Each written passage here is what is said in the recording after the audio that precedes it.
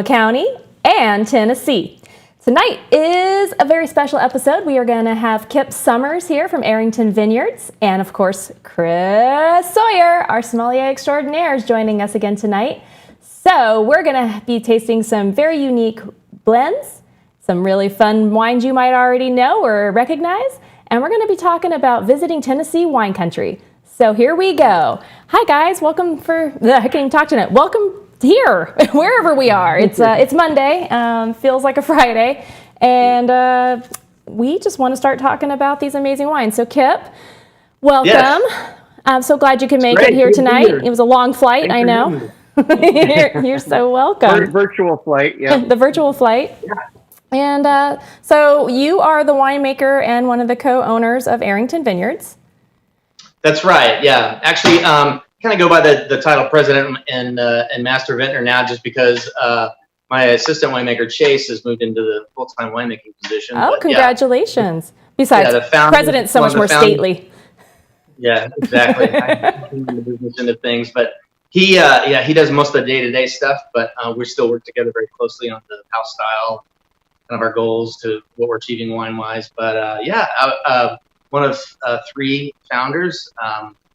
Kix Brooks of Brooks and Dunn fame, country music fame, is one of my partners and majority partner. And then one of my other partners is John Russell, entrepreneurial businessman who started his own insurance company and here in Nashville, and then is retired and was looking to invest in a local business and came on board with us about a year after we started. So it's been fun. We've been open about 13 years, so it's been going great. That is very cool. Well, you are going to lead us in our first tasting here. So we are...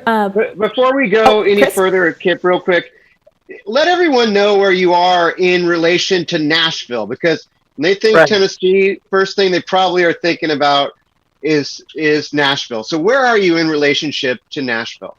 Right, so Tennessee is a long, slender state, and you've got Memphis over in one corner, and Nashville is dead center right in the middle of the state. And our winery is physically only about 25 miles south of downtown Nashville. So we're actually physically out in the countryside. We're in the rolling hills of a little unincorporated town called Arrington, Tennessee. And when we built the winery originally, we had a sort of a different name for it that we were going to go with. And we discovered that there was already a brand out there that had a name similar to that. So we thought, well, we need to have a more unique name than that. And we really wanted to honor the little local area that we're in. I think of towns like, Oakville and Petaluma Gap and Russian River before they were on the map, and now they're on the map. And I thought, it'd be cool to kind of put Arrington on the map maybe someday if we could, if we're successful with this. And so we named the winery after the small town of Arrington. So we're just south of Nashville, about 30-minute drive. It's not far at all. So close. That's incredible. Very cool. Gives another reason to visit Nashville if there wasn't already enough draw. I know, right? Yeah. I know. Yeah. So let's find out what's in our glass. This is a very unique wine, and I'm very excited to try it. When you told me about it a couple weeks ago, I was just like, I cannot wait to dive in. So surprise us. What do we got? So obviously we're not out on the West Coast. We're out in Tennessee and Kentucky, just to the north of us. So, in relation, Kentucky is only about an hour drive from here. So 30 minutes on the other side of Nashville. North of Nashville is Kentucky, and bourbon country is nearby as well. Of course, Tennessee has Tennessee whiskey and several large distilleries. And so I thought for tonight's tasting, we do something very unique and very different. And we've got a couple of wines, a white wine and a red wine, that we make in a traditional winemaking methods with grapes that we grow here on the property. And then we finish that wine for about 6 to 9 months in freshly emptied bourbon barrels, or Tennessee whiskey barrels, as the case may be actually. And give it just a little bit of extra flavor from that extra sort of second barrel aging from the freshly emptied whiskey barrels. And so I thought, when we actually did this the first time when we created these wines, Kix thought I was absolutely crazy, and he'd never heard of anything like it, and I'd never really heard of very much like it either. And so we thought, well, this is either going to be a lot of fun, or it's going to be a great disaster, or we're going to have fun either way and try to figure it out. So the first one we're trying tonight is the white wine. This is actually a wine that we created. The first wine that we created with the bourbon barrel aging, or the whiskey barrel aging, was a red, and we've been making that for about a decade. The white is something that we just added a couple of vintages ago, and it was. We created it for a couple of reasons. One is we really like Chardonnay, but our style is not a super oaky Chardonnay, so we wanted to have another white that was maybe richer. There's several. We do have a subset of our fan base that comes in because of the location that we're in the country, Nashville and being close to Kentucky. There are people that come in that like wine, but they also really like bourbon, and they really like whiskey. And they really like oak, and they really like oakiness in their wines, both red and white.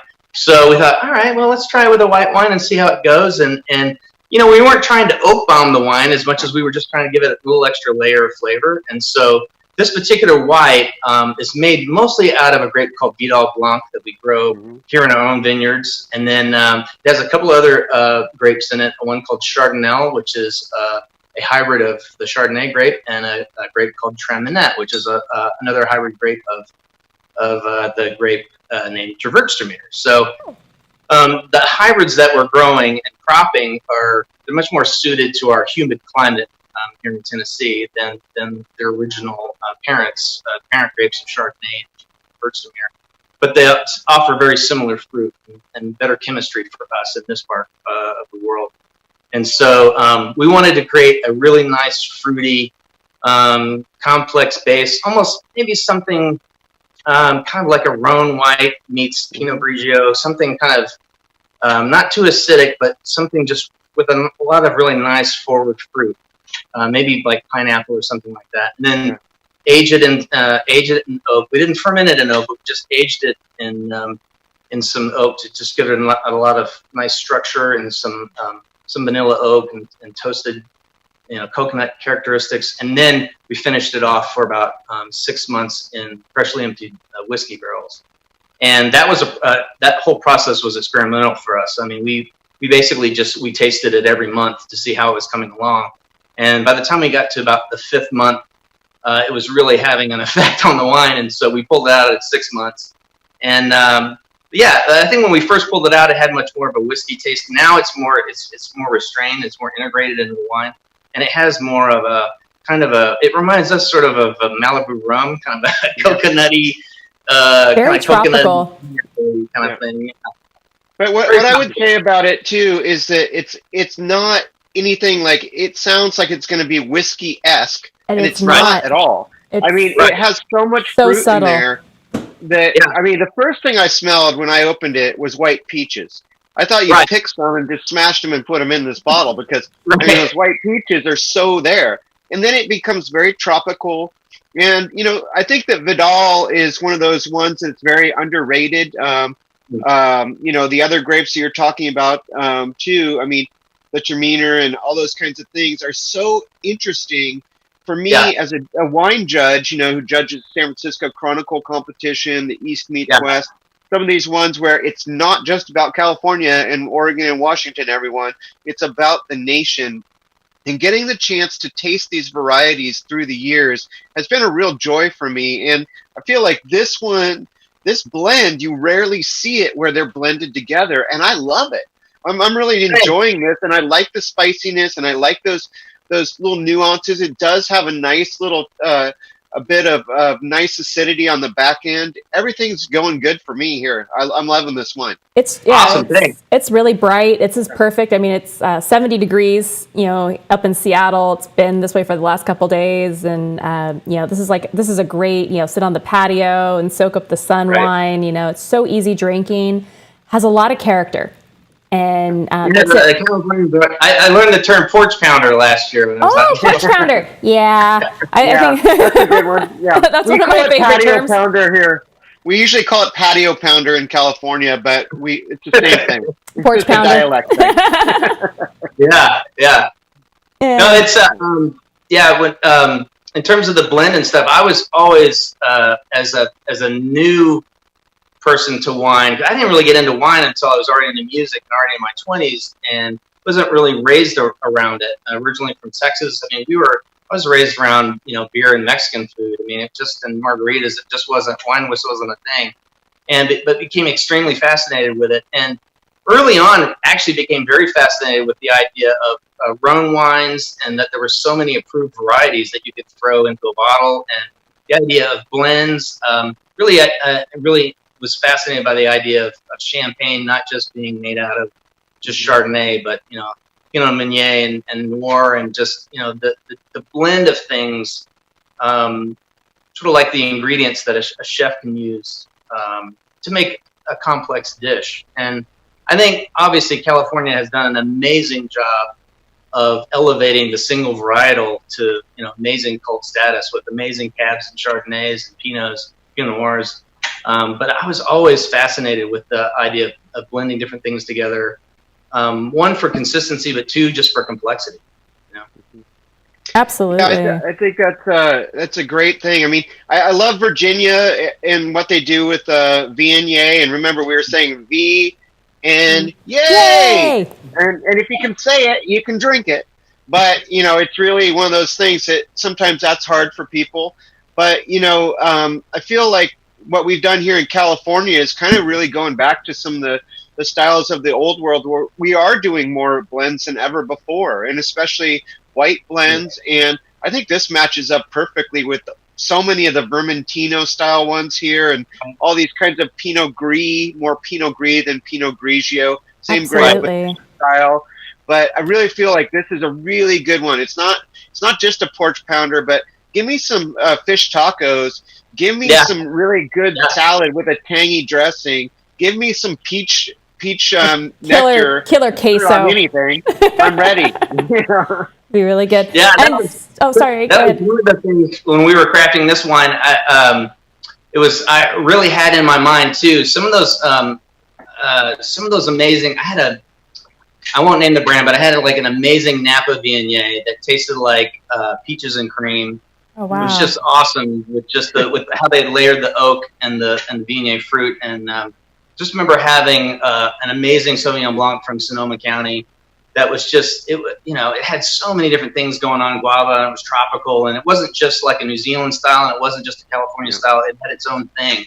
It was amazing, and I really am just fascinated by extracting those kind of interesting layered flavors out of grapes. That's I think what attracted me mostly about wine is just because I was always asking, when you put the guava into the tank, it's like, what point do we squeeze that vanilla bean in there? Exactly, yeah. What point do I put the black tea in there? So. Well, talking about blends, Jack has a question. He says, what is the percentage of this blend? So I did lie to you. We were going to get a little geeky, but I have the notes. So if you would like, I can communicate that unless you know. Sure, yeah. All right. I think it's roughly 2/3 Vidal, if I remember correctly. I think you're about right. It is mostly Vidal Blanc, 37%, 33% Chardonnay, and then goes into the lesser or the minority blends, we'll say, but definitely mostly Vidal, which I think is stunning. I'm really excited about this one.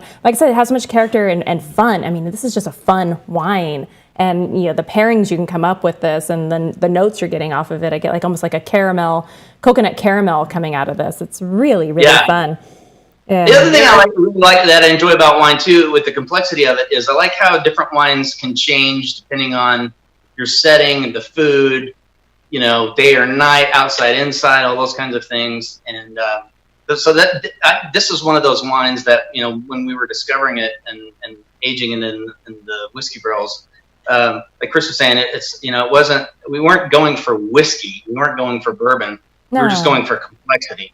And you did. I mean, you nailed it. And I think it's so much fun that you played homage to Tennessee whiskey, and pulled those barrels. That was so creative, and it gives this really unique flavor profile. I was what I said when I first heard about it. I'm like, I've never had a whiskey aged wine before, but bring it. I love bourbon. I love whiskey, so this is super super duper fun. But thinking of pairings, I was just thinking like a nice cheese, like a white Stilton with mango and ginger. This would be outstanding with that. Yeah. Also chicken, like grilled chicken with a like kind of a fruit salsa with mango and Yeah. papaya in it, with some really nice kind of citrusy kind of note to it too. I'm really getting a lot more citrus out of it now, and Absolutely. it's really a charmer. And I'll say, this wine, I think that you timed it well, Kip. That really, I don't know if we were ready for this 10 years ago. Right. To be really honest, I think that the food culture, we have gone along with it, and the food culture has really come up right now. And I think that this is exactly the time of the year that we need it. Is right now as we get into this hot summer, late spring, hot summer into the fall. Is exactly when you're outside enjoying yourself. You're by pools, you're on the patio, you're on the porch, you're grilling. This is the style of wine that has become so in vogue. It's helped. Yeah. This style of wine has helped Riesling come back. To be really honest, it really has. Riesling went And away? same thing with, and same thing with Kerner. Like, who knew anything about Kerner?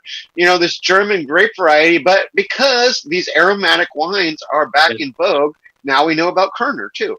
So I love this wine. You did a great job. And I do think that our palates are evolving. As wine, just in wine society in general in America, we're looking at, our craft cocktails, our craft spirits, and getting into those really nuanced, aromatics. So I agree, Chris. This is like perfect timing, just culturally where we are in America. I think it's fantastic.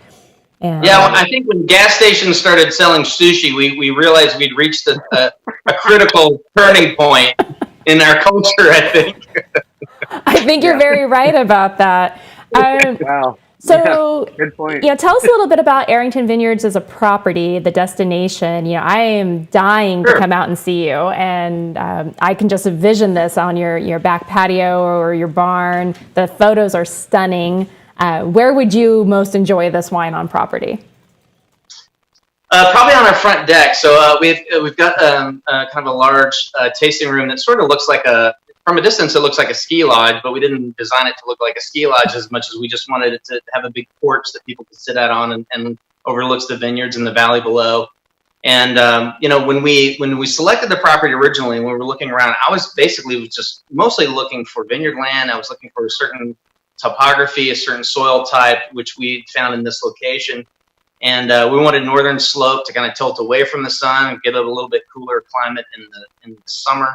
We wanted hillside so that the summer rains would roll off the hillside and not, we didn't want lowland soaking up a bunch of water and all that kind of stuff. So that was our goal property-wise. But then as we started cropping the vines and then eventually built the winery, we thought this place is so beautiful. We really wanted a place that people could get out of the city.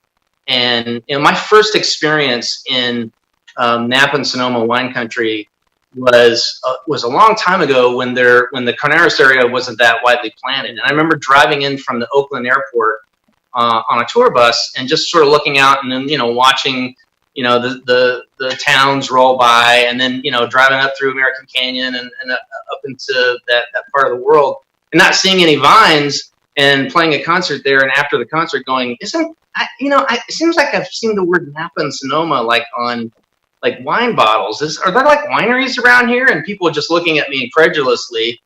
Of course there are, but I didn't see any driving in. And I remember thinking, well, I'd really like to hit some. And so being invited by some locals as the spirit of the industry, to visit some wineries the next day.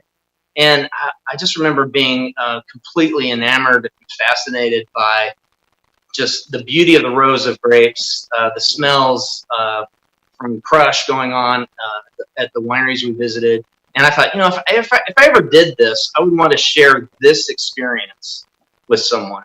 And so, as we were building this winery, our Kix and our primary thought was, the world doesn't really need another wine brand, but I think the world would appreciate a place to get away from it all. Absolutely. And connect with Mother Nature, connect with themselves and their friends over a nice bottle of wine, enjoy the view of the vines. And at the time, Nashville was up and coming and was really strong with music, but it hadn't quite become the tourist mecca that it has evolved into in the last 10 years.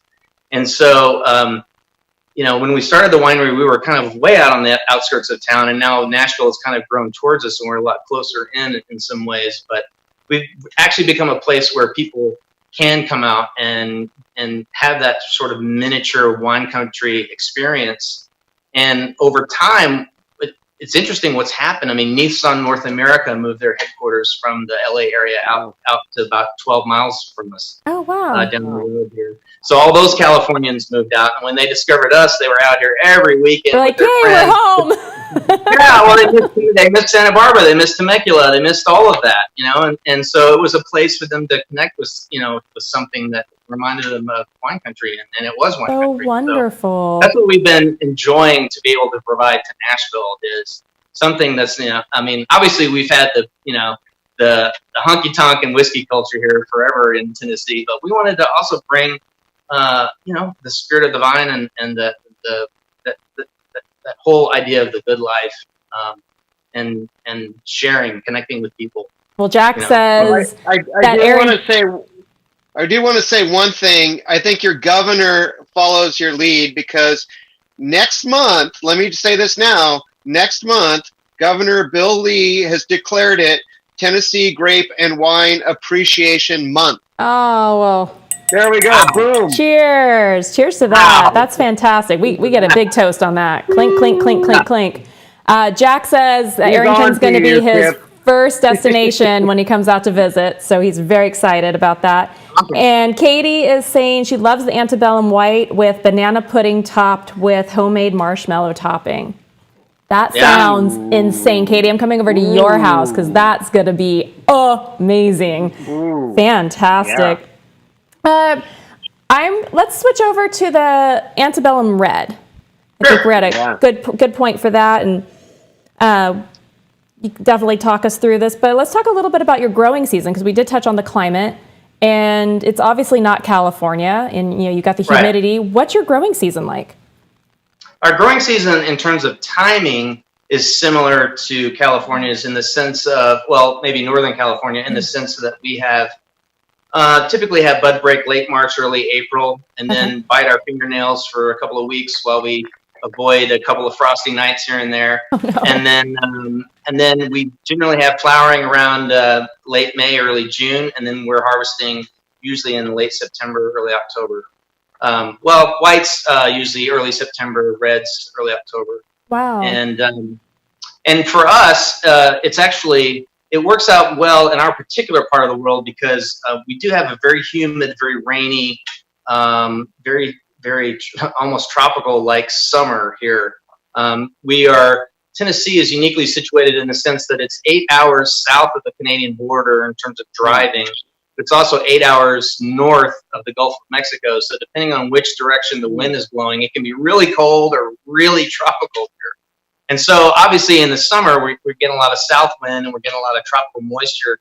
So all the grapes we grow have to have thick skins and be very resistant to rot, have to be able to survive summer rain showers that occur very frequently here. But then as we get closer to the ripening season, once we pass veraison, the climate on average gets drier and drier. And actually our driest month here in the year is October. Oh. So it's great for ripening grapes here. What would you say is the best season to visit, or best month to visit then, if you're going to come out? I would say April, May, June is great. I would say September and October are stunning. It's very nice, especially because it's drier. In fact, when my California friends come out in October, they think, wow, this is just like home, And it's like, well, it's not always this dry here and nice. It's a little warmer and humid in July and August, but yeah, September and October are very nice months to visit as well. So that is wonderful. So this antebellum red is basically, this is the first wine that we created that we finished off in the Tennessee whiskey barrels. And I will say, just as a quick aside, that people have always asked us, like, what is that experience like getting those barrels? And so we've actually have worked so closely with several distilleries that, we're getting these barrels right after they have, so they're building these barrels new and then charring them, and then they're aging their white spirit, their clear spirits, in those barrels for, up to 7-8 years. Oh, wow. And the barrel and the char inside the barrel is what turns the spirit into like a brown liquor type spirit. So once they dump that out, it's a single use for them. And so when we get these barrels in, they've been freshly emptied, and they still contain a little bit of alcohol on, in the cracks and crevices inside the char of the barrel. But for us, we're not really going for alcohols; we're going for flavor. And when we smell these barrels, we'll get several hundred in, and we'll smell each one of them as we go through and make sure they're sweet and don't have any VA or any problems or issues. And they typically smell like bananas Fosters. Ooh, I mean, they're just yum. It's just rich and amazing. Oh, and so good. what's interesting is that it doesn't smell like whiskey to me. It actually smells like bananas Foster, which is kind of an interesting thing. So when we decided to do this blend, we thought, well, let's just see what happens when we put a red in there. And we had a red blend that we had based on Chambourcin that we grew in our vineyard here. And Chambourcin is kind of an obscure. It's not obscure in terms of America, but its origins are obscure in terms of where it came from. France. It's obviously was part of the French hybrid movement that existed 100 years ago. But they're still trying to genetically, I think, pin it down on where it belongs in the family of grapes. But for us, it's a really nice, really well-balanced grape for us that always reaches really good winemaking chemistry for us here. Really nice balance of pH and acid and really high sugars, plenty of color, tons of color actually. And it's true. It's just beautiful. I've been playing with it in the light over here. It's really nice. It's kind of what I get out of it right away. I mean, having tasted Chambourcin multiple times, I mean, as a wine judge, once again, I mean, this is something that we do judge Chambourcin. And I have grown to love Chambourcin. And I feel like this is a really great example of a really well-made Chambourcin blend because it really does have that kind of grapiness, but it's like a full-bodied grape.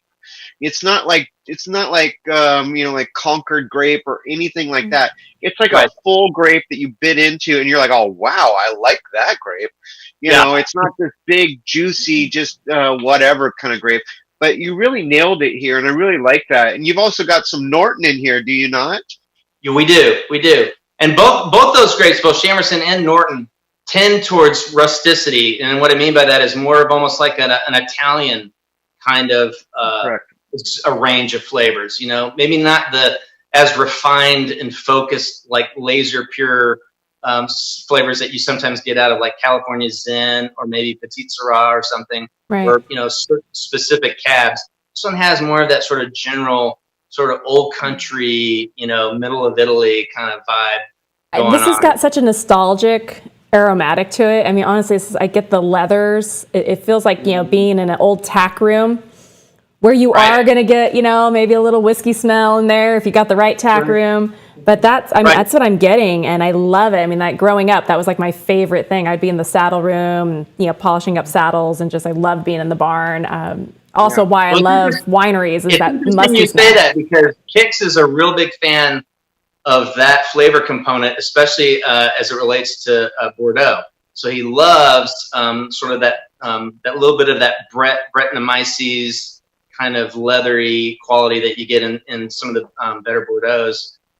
But we here at our winery, we're so neat and clean freaks about our sanitation that we don't have a Brett issue at all, and we don't even want to experiment with a Brett issue. No.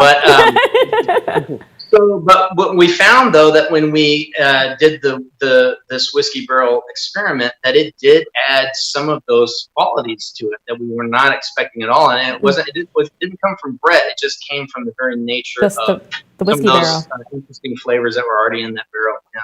Get a little tobacco note in there, like a nice cigar. I mean, it's cool. This is really cool. I really like it. What I get out of it is more of a kind of a really nice wild mushroom kind of note to it. It's almost like a black trumpet mushroom. And so I really want risotto now with this, with wild mushrooms, and try this baby out. That's a great idea. I think it would be a Duck. miraculous pairing. I mean, I just am feeling it. I just want some really bad. But it does have that earth on the nose, but that is not Brett. I know my Brett, and that's not Brett.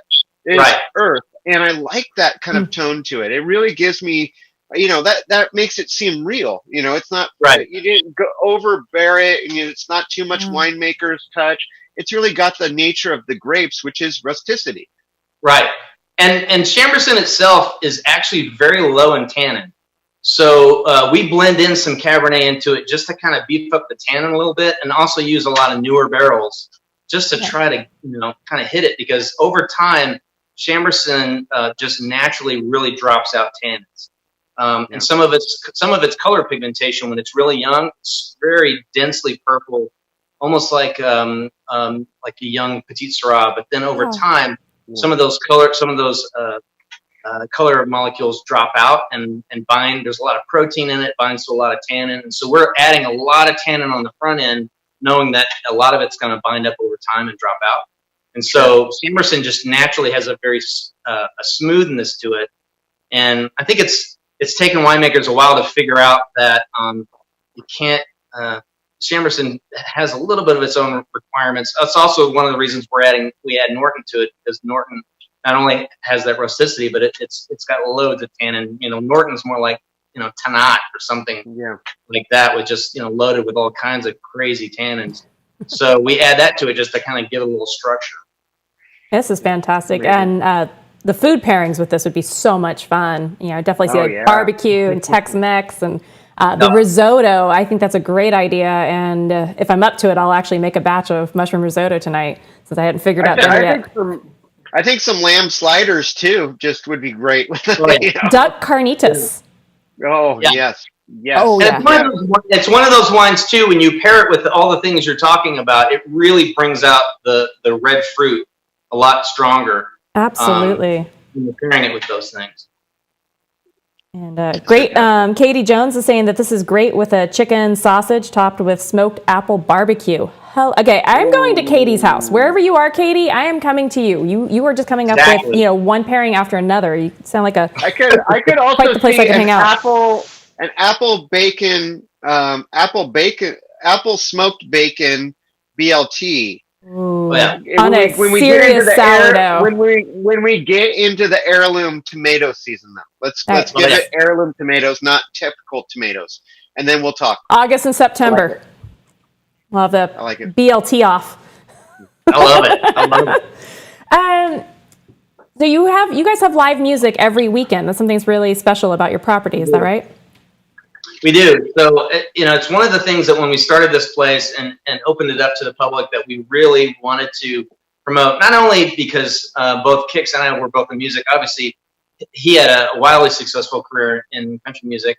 My career was much, much shorter in music, but I love music. And I love how, just like wine, what wine does to food and our experience with our friends, it's the same thing that music does, just adds a layer of richness to our lives and our experience. And it just seemed natural, especially being in a music town like Nashville, where we're literally, it's sort of like the pop song I remember. It's sort of, they were joking, the song was joking about LA, and they said it's kind of like Nashville with a tan.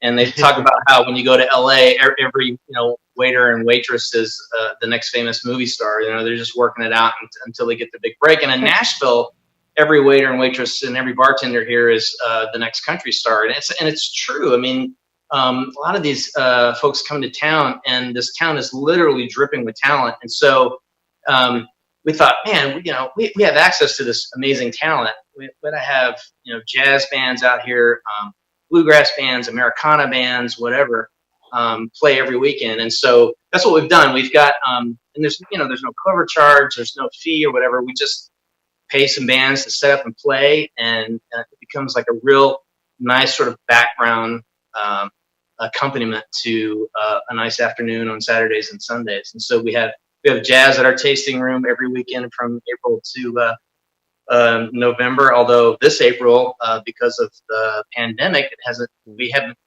not been doing that. But once our state opens back up again and we get social again, we'll return to that. But then we also have, on our property is quite large, and then we have a 100-year-old barn on the other side of our property where we also do Americana and bluegrass music.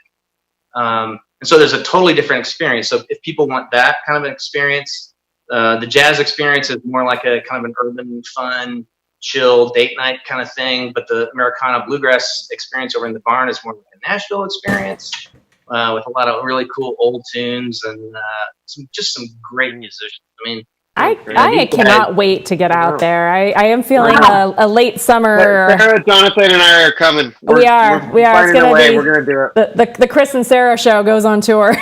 This is going to be trouble with a capital T, but it'll be so much fun. So much fun. I am just dying. So, having never been to Nashville, and I'm totally into music and definitely know the country scene enough to make my way through it.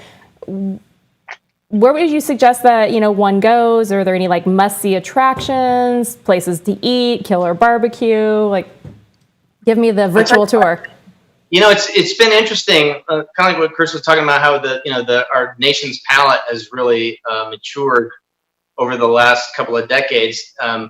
When I first moved to Nashville 30 years ago, when someone came to town and you want to kind of impress them and take them out to a nice restaurant, there were about 5 restaurants. Literally, you could name them on one hand. One of the 5 restaurants you're going to take your friends and family to.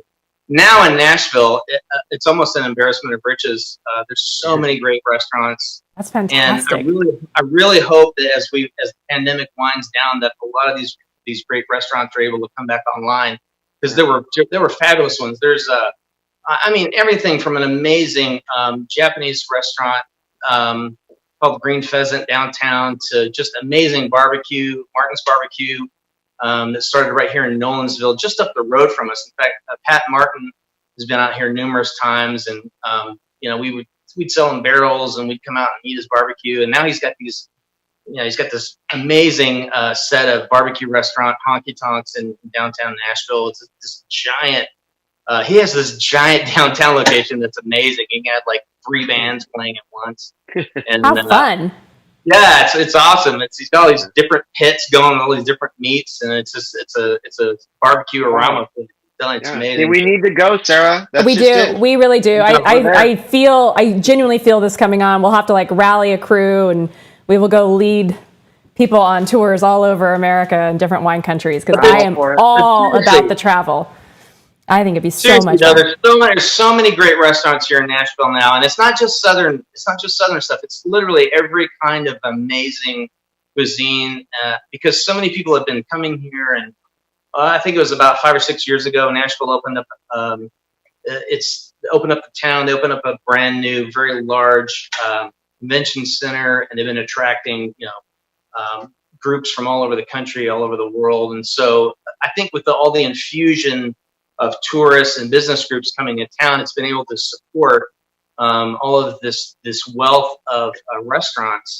And our distributor in Nashville, Lippman Brothers, they're one of the larger distributors in the country, and definitely the largest in Tennessee.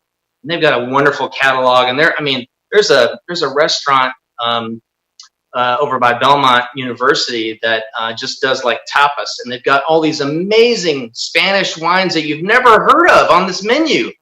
It's amazing. Yeah, there's a lot of really fun places to go in Nashville. It's not just country music, but what's interesting to me is that everyone in country music has really enjoyed, even though they're just a bunch of down home folks, and a lot of them are from the South, a few of them are from California. They're well traveled, and they're very well spoken, and they've been around the world, and they've experienced a lot of really neat things, and they love this cuisine. They love wine. That's the thing that got Kicks into it originally was Faith Hill and Tim McGraw.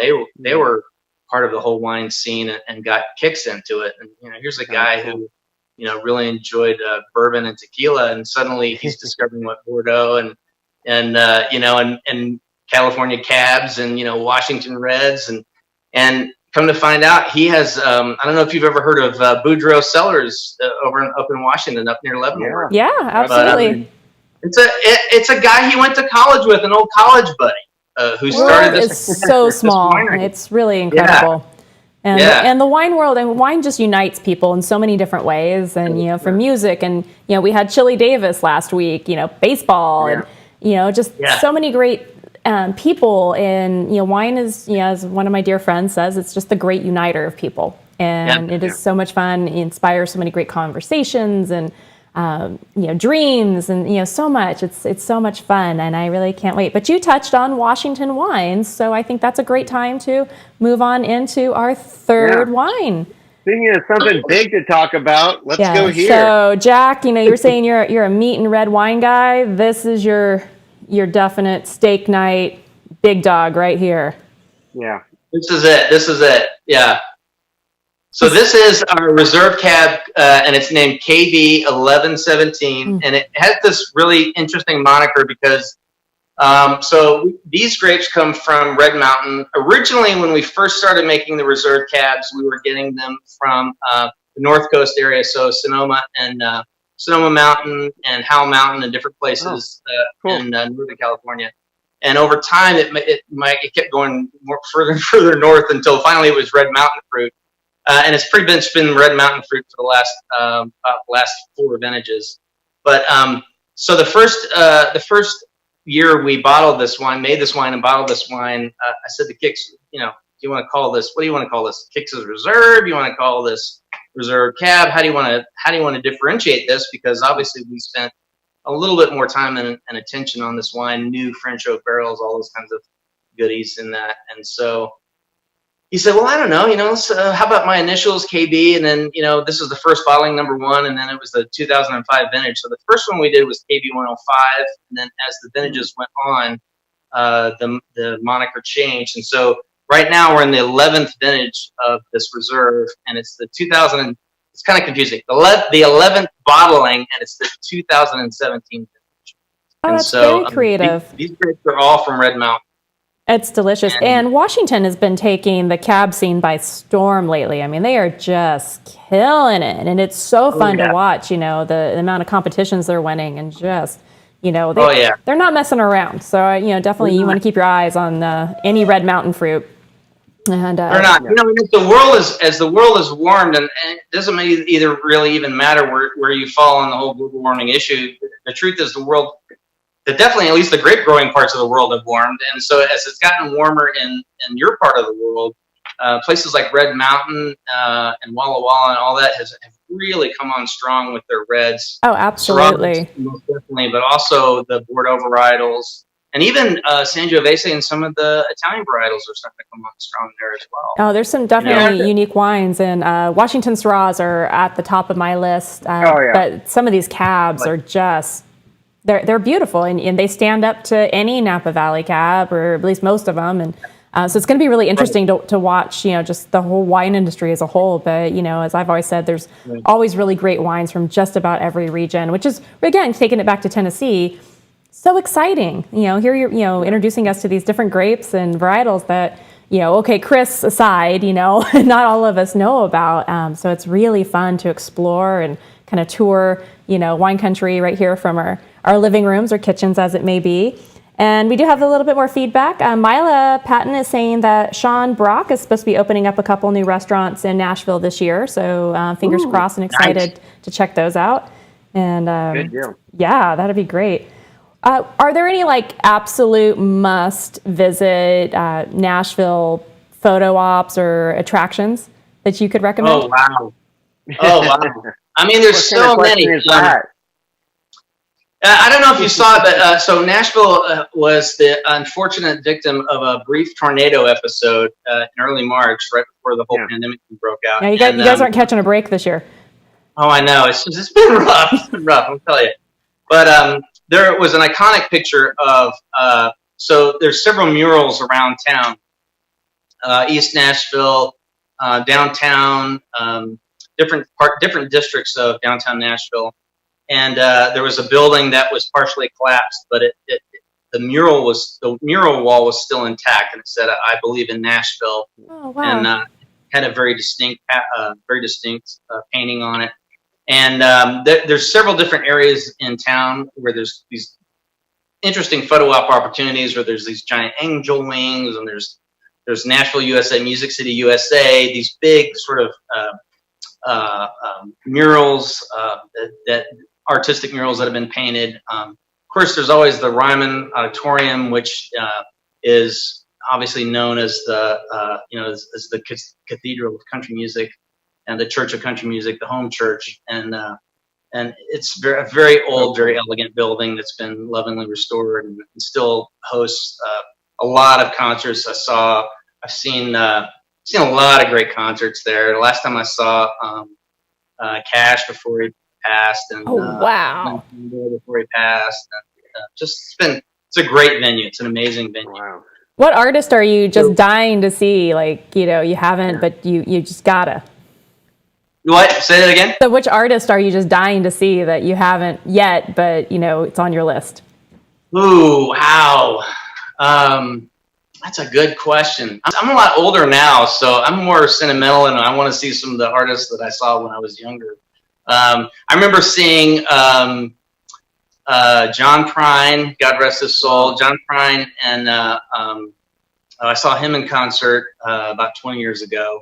Wow. And I was sad to see him pass, but there's just so much really good music. And I think the most fun thing about Nashville is, especially for people that live on the outside and are looking in, is that so many country artists live here and they call it home, but they are not at all. They don't have any issue with just showing up with a guitar and just playing at a honky tonk. Or I can't even tell you the number of times Kix has gone down to like Lower Broadway and like just sat in with a band or whatever, just for fun. It was either a friend or a friend of a friend or a cousin or something, and just did it for fun. Like a lot of times after the CMA Awards, those guys will go down there and just hang out with a lot of the local acts. There's definitely not an us and them feeling. It's really an all-inclusive, we're all music. And so a lot of those artists will go down there, and it's amazing. One of my first memories of living in Nashville and being in Nashville was just going to the grocery store and just running into famous people who were just, shopping. Like, I know you. Exactly.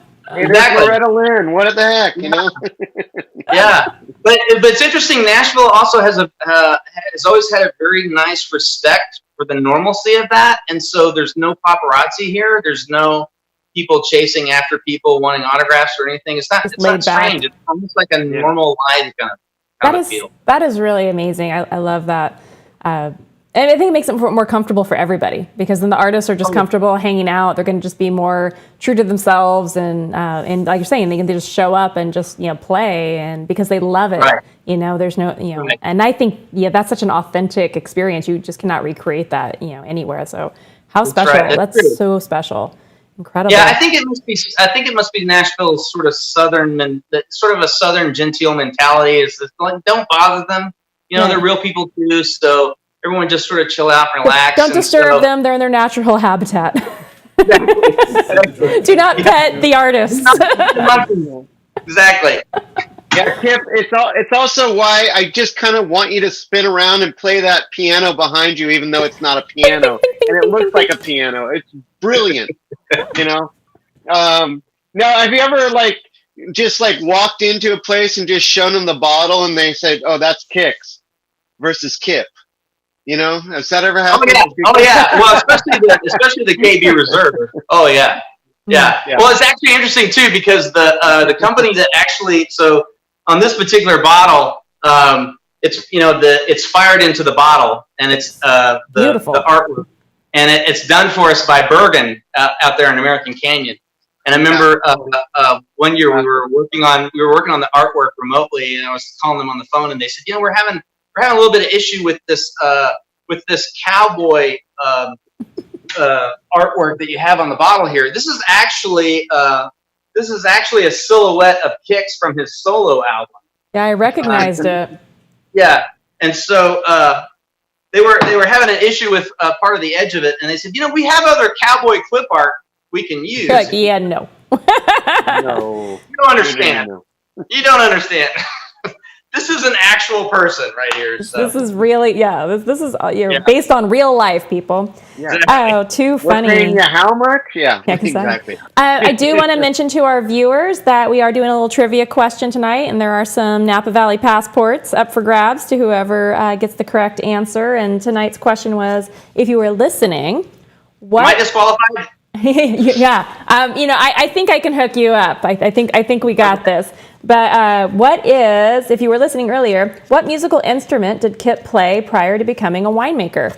So the first person to answer that will win 2 passes, CellarPass Napa Valley passports, which have been extended through the end of the year. Thank you all participating wineries. With COVID and all that fun stuff, it kind of killed our traditional season, which ends June 30th. But now you'll have a whole additional 6 months to use these bad boys.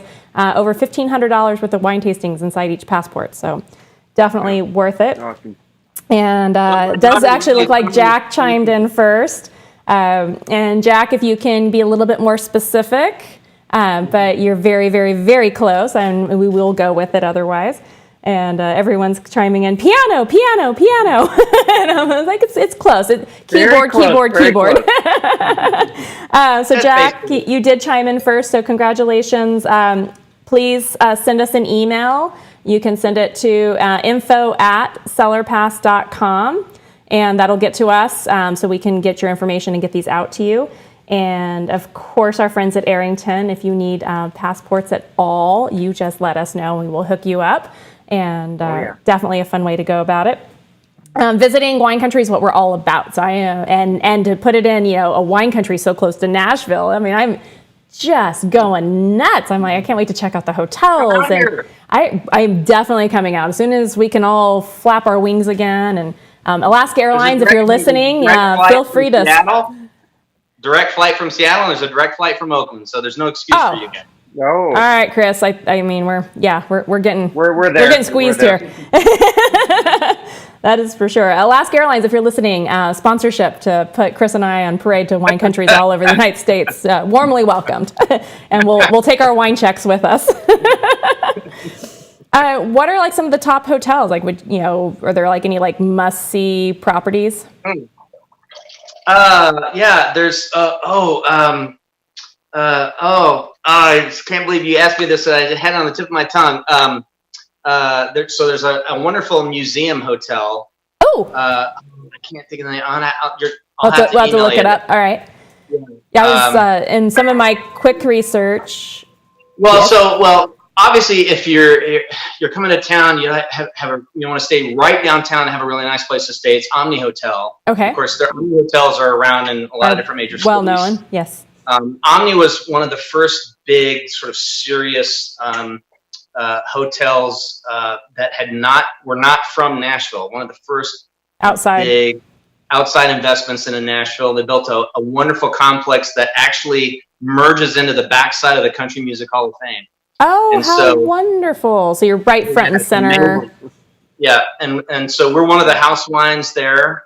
We got involved with them early on, and they've got their own built-in honky tonk. They've got some great restaurants there. Of course, it's a great place to stay. The Hutton Hotel on West End is another great one. I spied the Virgin in Nashville that has the rooftop pool. That looked so much fun. Well, yeah. That's a whole new thing too.